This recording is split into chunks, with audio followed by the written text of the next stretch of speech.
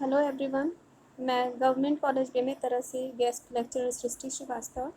इस वीडियो में हमने इसके पहले वाले वाले वीडियो में हमने क्या पढ़ा था। नेल्सन ने नगरों का जो वर्गीकरण प्रस्तुत किया था उसके बारे में हम पढ़ रहे थे, जहाँ पे हमने व्यक्तिगत सेवा केंद्र यहाँ तक पढ़ लिया था। अब हम इसके आगे जो बचा हुआ है उसे पढ़ेंगे, ठीक है। तो अब इसके बाद है लोक प्रशासन केंद्र, ठीक है। अपनी कुल श्रम शक्ति का 8.06% या अधिक लोक प्रशासन के अंतर्गत रखने वाले नगर को इस वर्ग में समाहित किया गया है।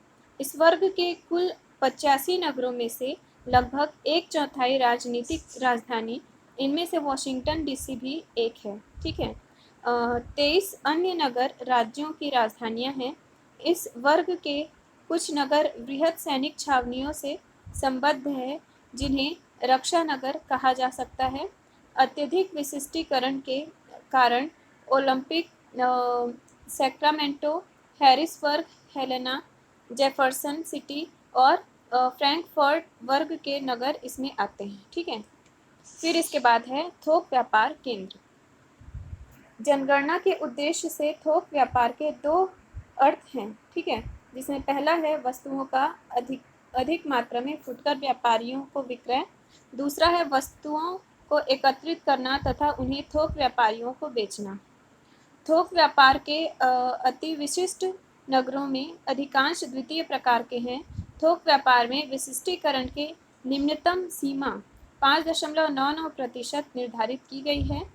थोक व्यापार केंद्र सामान्यतः विस्तृत क्षेत्र में फैले हुए हैं, किंतु मुख्य औद्योगिक पेटी में ऐसे नगरों का लगभग अभाव है, ठीक है, जैसे कि न्यू ऑरलियंस, डेनवर, पोर्टलैंड तथा मेम्फिस आदि संयुक्त राज्य अमेरिका के बड़े थोक व्यापार केंद्र हैं। फिर 8वां है वित्त, बीमा एवं संपत्ति केंद्र। जिन नगरों की कुल श्रम शक्ति का 4.44% या अधिक वित्त, बीमा तथा संपत्ति कार्यों में संलग्न था, उसे इस कार्यात्मक वर्ग में विशिष्टीकृत माना गया है। इस श्रेणी के नगर पूरे देश में विस्तृत रूप में बिखरे हुए हैं, ठीक है। इस सेवा वर्ग में वर्गीकृत कुल 123 नगरों में से 17 नगर F3 प्रकार के हैं, जिनमें से 3/4 बीमा केंद्र हैं। न्यूयॉर्क इस वर्ग का बृहत्तम नगर है, ठीक है, जिसे W2 श्रेणी के अंतर्गत वर्गीकृत किया गया है। इसके बाद है खनन नगर। अन्य किसी भी कार्यात्मक वर्ग की अपेक्षा खनन में सबसे कम शक्तिशाली श्रम शक्ति लगी हुई है।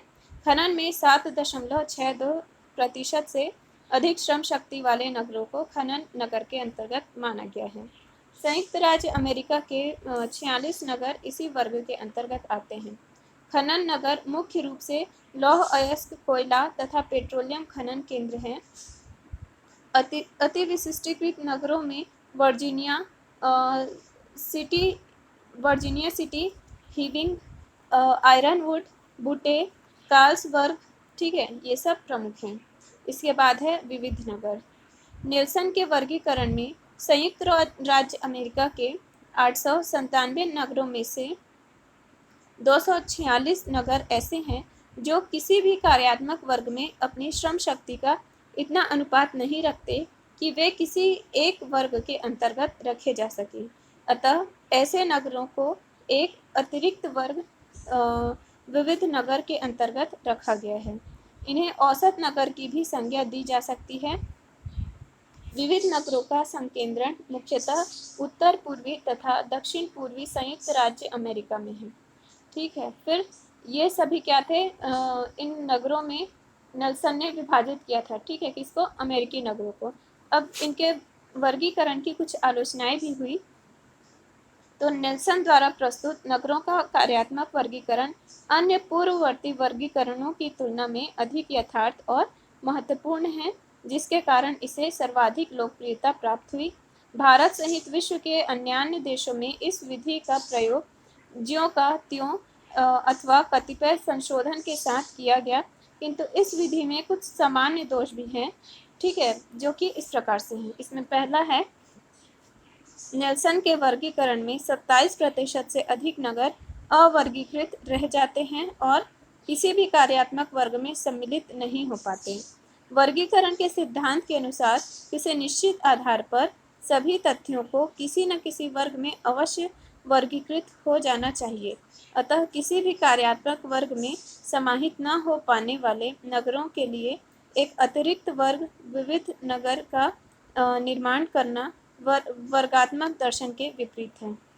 इसकी दूसरी आलोचना है, किसी भी कार्य में विशिष्टीकरण के लिए निर्धारित निम्नतम सीमा तक भी ना पहुंच पाने वाले नगर को विविध नगर की संज्ञा प्रदान करना अनुचित और भ्रामक है। आंग्ल भाषा में डाइवर्सिफाइड शब्द का अर्थ होता है एक से अधिक कार्यों में विशिष्टीकृत अथवा बहुल कार्यात्मक, जबकि नेल्सन विविध नगर किसी भी कार्य में विशिष्टीकृत नहीं है। इसकी तीसरी आलोचना है, नेल्सन ने संयुक्त राज्य की जनगणना रिपोर्ट में उपलब्ध संपूर्ण 24 क्रियाओं में से कुछ प्रमुख क्रियाओं को ही नगरों के वर्गीकरण के लिए चुना। उन्होंने चुने गए प्रत्येक क्रिया वर्ग में संलग्न श्रम शक्ति का कुल श्रम शक्ति से प्रतिशत ज्ञात किया। यदि समस्त क्रियात्मक वर्गों का चयन किया गया होता तो उनके प्रतिशत और औसतों का संपूर्ण योग 100 होता। इस प्रकार कोई भी नगर सिद्धांततः सभी औसतों से ऊपर या सभी औसतों से नीचे नहीं रह सकते। इस प्रकार 3 दशाएं उत्पन्न हो सकती हैं, जिसमें पहली दशा है, कोई नगर एक क्रिया वर्ग को छोड़कर सभी औसतों से नीचे होगा। दूसरा है, वह एक क्रिया वर्ग को छोड़कर सभी औसत से ऊपर होगा। तीसरा है, वह नगर सभी क्रिया वर्गों के औसत का औसत होगा। अतः सभी नगरों को किसी न किसी क्रिया वर्ग में विभाजित होने के लिए आवश्यक है कि वर्गीकरण हेतु सभी क्रियाओं को सम्मिलित किया जा सके। इसके बाद जो नेल्सन का जो कार्यात्मक वर्गीकरण है उसकी चौथी आलोचना है, नेल्सन ने माध्य +1 मानक विचलन को विशिष्टीकरण की निम्नतम सीमा माना है।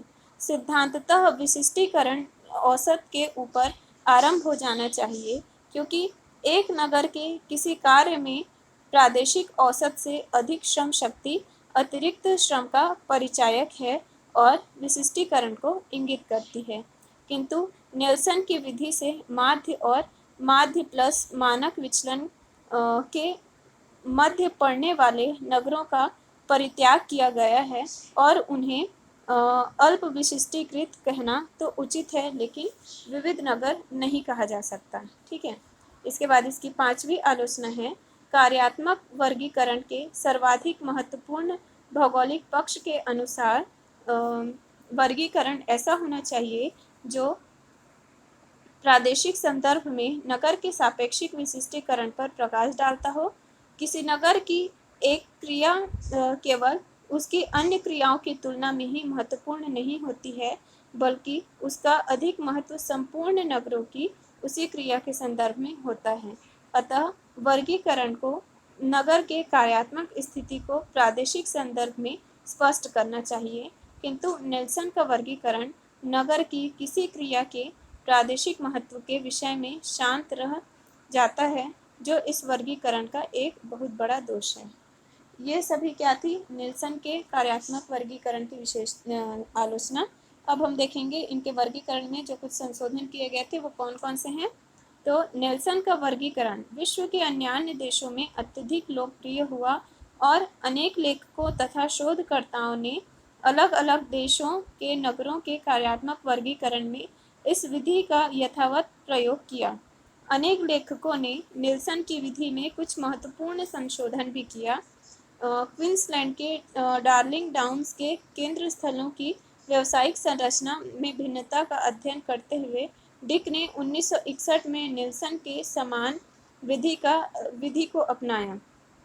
उन्होंने अपने परिणाम को अधिक पूर्णता प्रदान करने के उद्देश्य से कार्यात्मक वर्गीकरण में प्रतिशत रोजगार का भी उल्लेख किया।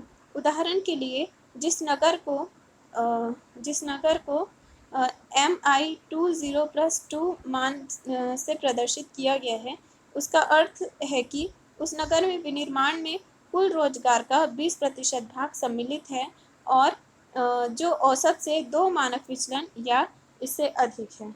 तो ये कंप्लीट हुआ हमारा नेल्सन का कार्यात्मक वर्गीकरण। अब इसके बाद मैं थोड़ा सा ही बता दूं वेब का वर्गीकरण, जो कि हमारे सिलेबस में है। ये ज़्यादा कुछ लंबा नहीं है, तो मैं इसी के अंतर्गत इसको शामिल करके बताऊंगी। ठीक है, तो जॉन वेब ने संयुक्त राज्य अमेरिका के मिनीसोटा राज्य के नगरीय केंद्रों के कार्यात्मक वर्गीकरण में 2 प्रकार के सूचकांकों का प्रयोग किया। इसमें पहला था कार्यात्मक सूचकांक और दूसरा था विशिष्टीकरण सूचकांक। वेब के मतानुसार नगरीय संश्लिष्ट में संपूर्ण नगरों के माध्य प्रतिशत से स्थानीय कार्यात्मक प्रतिशत का अनुपात ही किसी नगरीय केंद्र के रोजगार के मापन का सर्वोत्तम साधन है, किंतु इस अनुपात से विभिन्न कार्यात्मक वर्गों के सापेक्षिक महत्व अर्थात अंतः नगरीय कार्यात्मक तुलना का ज्ञान नहीं हो पाता। एक ही कार्य के समान कार्यात्मक प्रतिशत रखने वाले 2 नगरों में यदि वे भिन्न आकार के हैं, तो निश्चित रूप से अधिक रोजगार वाले नगर का प्रादेशिक महत्व कम रोजगार वाले नगर से अधिक होगा। इसी अवधारणा पर वेब महोदय ने नगरों के व्यक्तिगत अनुपात को स्थानीय कार्यात्मक प्रतिशत से गुणा करके भार प्रदान किया और कार्यात्मक सूचकांक का परिकलन किया, जिसमें इस प्रकार का सूत्र उन्होंने प्रयोग किया कि कार्यात्मक सूचकांक मतलब FI बराबर P/MP × P, जिसमें P बराबर है नगर के एक कार्य में संलग्न जनसंख्या का प्रतिशत और MP मतलब है नगरीय संश्लिष्ट में सभी नगरों के कुल रोजगार में उक्त कार्य का माध्य प्रतिशत। ठीक है, तो विशिष्टीकरण सूचकांक के परिकलन में एक नगर के समस्त कार्यात्मक सूचकांकों के योग को 100 से विभाजित किया गया है। इस प्रकार औसत रोजगार प्रतिशत मूल्य की संपूर्ण श्रेणी को धारण करने वाले किसी नगर का विशिष्टीकरण सूचकांक 1 होगा। विशिष्टीकरण सूचकांक 1 से कम होने पर विशिष्टीकरण का अभाव माना जाएगा। विशिष्टीकरण सूचकांक 1 से जितना निकट होगा, विशिष्टीकरण की मात्रा उतनी ही कम होगी। विशिष्टीकरण सूचकांक के आधार पर वेब ने नगरीय केंद्रों को 7 वर्गों में विभक्त किया, जिनमें से प्रथम वर्ग अत्यल्प विशिष्टीकृत और 7वां वर्ग अधिकतम विशिष्टीकृत है।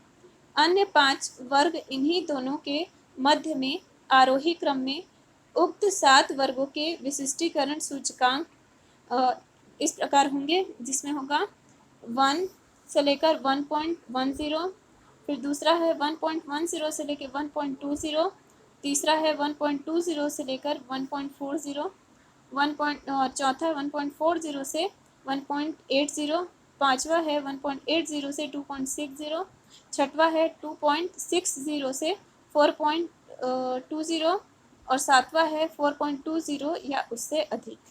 तो वेब की विधि की सबसे महत्वपूर्ण विशेषता यह है कि नगरों के वास्तविक कार्यात्मक प्रदेश को स्थानीय माध्य से भार प्रदान किया गया है। इससे एक नगर का किसी कार्य में प्रादेशिक महत्व उभर कर सामने आता है, किंतु नगर के वास्तविक कार्यात्मक प्रतिशत में उलटफेर हो जाने से कार्यों की अंतः नगरीय तुलना कठिन हो जाती है। ज्ञातव्य है कि नगर की आर्थिक संरचना का वास्तविक बोध उसकी विभिन्न क्रियाओं में संलग्न जनसंख्या से ही हो सकता है। तो यह था नगरों का कार्यात्मक वर्गीकरण, जिसमें हमने किसके किसके बारे में पढ़ा, हैरिस, नेल्सन और वेब। तो इतना ही हमारे सिलेबस में है।